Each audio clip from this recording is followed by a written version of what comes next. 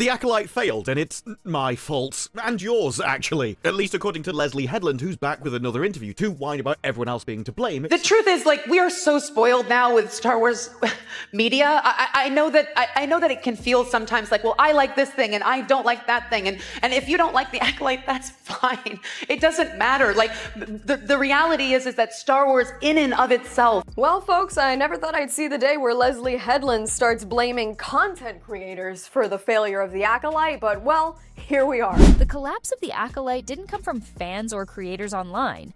It started inside the production itself. The creator and even cast members drove a massive Star Wars project into the ground, then blamed the audience that kept the franchise alive. Before the noise faded, the finger was already pointed at the wrong people. A huge budget vanished into a series that never connected with viewers. Instead of asking why the story failed, the conversation flipped into claims that the fanbase caused the downfall. That moment exploded across the community, leaving people stunned. The creator reappeared after months of silence, not to accept responsibility, but to defend every choice while insisting viewers were at fault. A project this big doesn't fall apart by chance, and fans wanted real answers. Now, the truth behind the Acolyte is finally breaking through. What happened inside explains why the show died, why the studio backed away, and why blaming fans only made the collapse worse. And once everything is exposed, the real cause becomes impossible to ignore. The Acolyte didn't fall apart because of review bombs or fan reactions. The damage started long before the audience ever spoke. Inside the production, creative decisions clashed with the expectations of a franchise built over decades. What should have been a fresh chapter quickly turned into a puzzle with missing pieces and no direction. The show carried a massive budget, yet the scale never matched the investment. Scenes felt disconnected, the story drifted without purpose, and viewers noticed immediately. Lucasfilm rarely admits defeat, but this time they were forced to publicly confirm the cancellation because the backlash grew impossible to ignore. Industry insiders watched the situation unfold with disbelief. A project that was supposed to expand the Star Wars universe instead became a warning about what happens when leadership ignores the heart of the fanbase.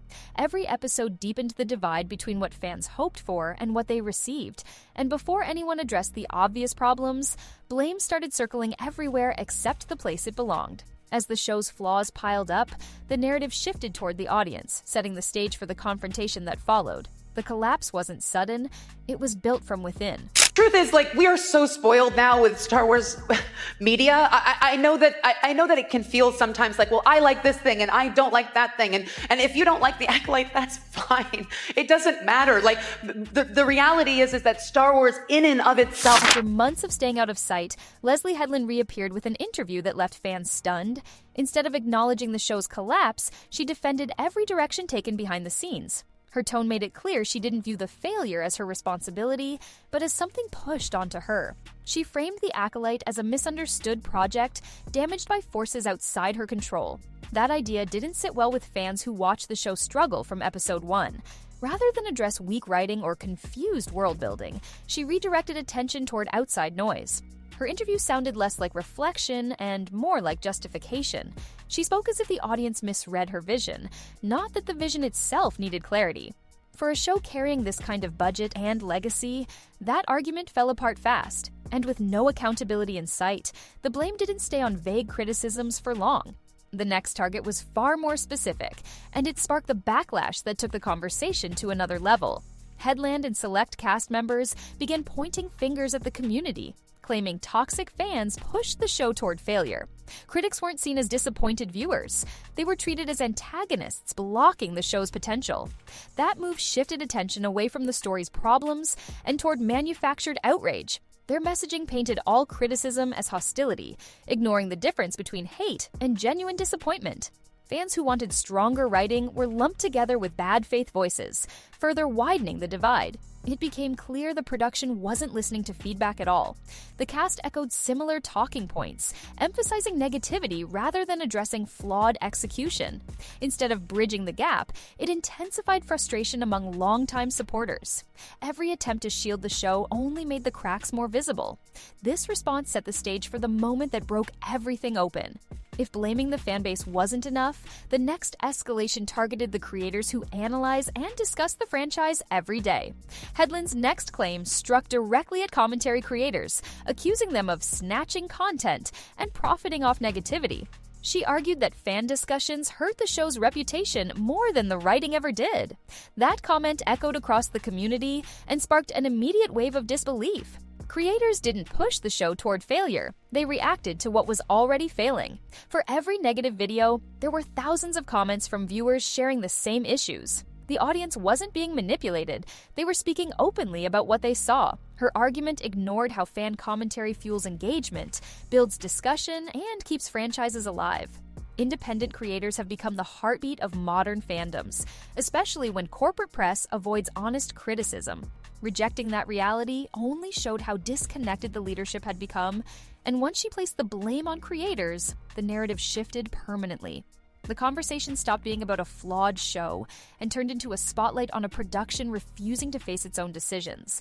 Headland pushed her argument further by claiming that fan-made videos were becoming more culturally impactful than Star Wars itself.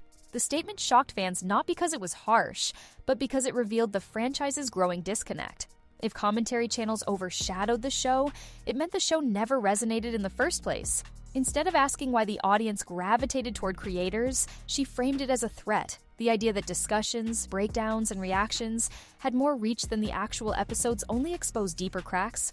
Fans weren't choosing creators out of spite, they were choosing passion over disappointment. Her claim unintentionally highlighted how much Star Wars had lost over the years. A franchise built on wonder and imagination had slowly drifted into something corporate and predictable. Support shifted toward voices that still treated the universe with excitement. This moment changed the entire debate. It wasn't just about criticism anymore, it was about a franchise losing its place in the culture and a creator refusing to understand why. For many fans, the Acolyte symbolized everything that felt off about modern Star Wars.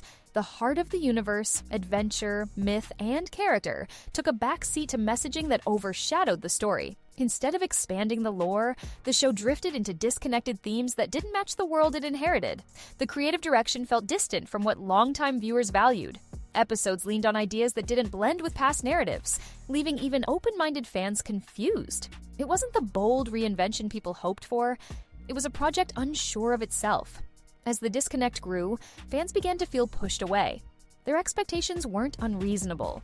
They wanted coherence, not lectures or fragmented arcs.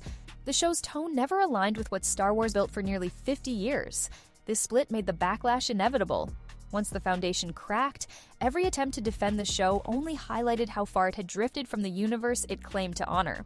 When the criticism intensified, Headland escalated by labeling some critics as extremists. Instead of acknowledging real concerns, she framed the backlash as driven by hatred.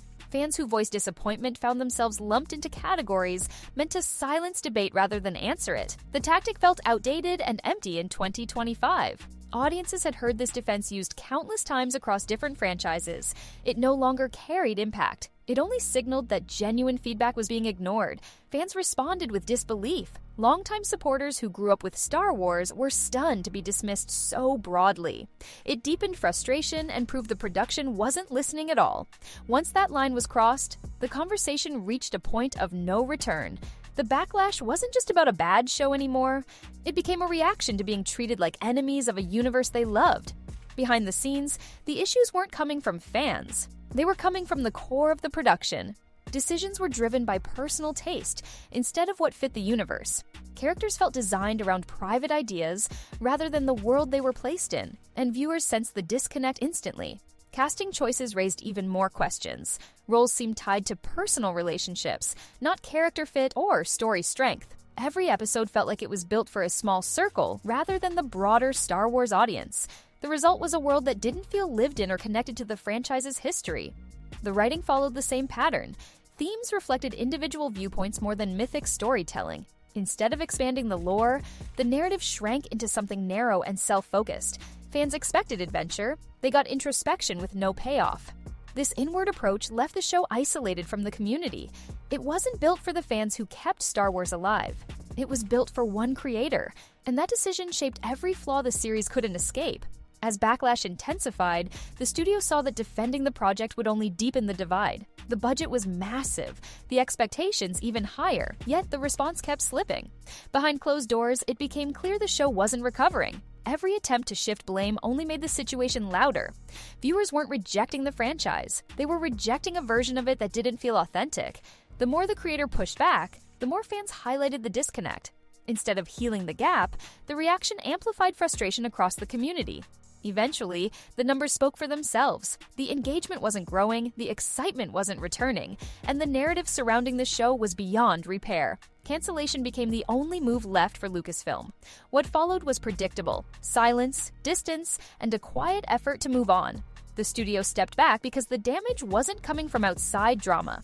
It came from decisions made inside the production from day one. The downfall of The Acolyte didn't come from outrage videos, fan debates, or commentary channels. It came from a project that never connected with the people who cared most about Star Wars. Instead of reflection, the reaction turned into accusation, pushing the audience further away. Fans weren't trying to destroy the show, they were trying to understand why it felt so distant. Their criticism came from loyalty, not hostility. Blaming them only exposed how little the production understood its own community. The collapse became a symbol of a bigger disconnect, one between creators who stopped listening and viewers who refused to be ignored. Star Wars has always thrived when it listens to its fans, not when it turns them into the enemy. And when the dust finally settled, one truth stood out. The Acolyte died from decisions made inside the production, not from the fans who wanted it to succeed.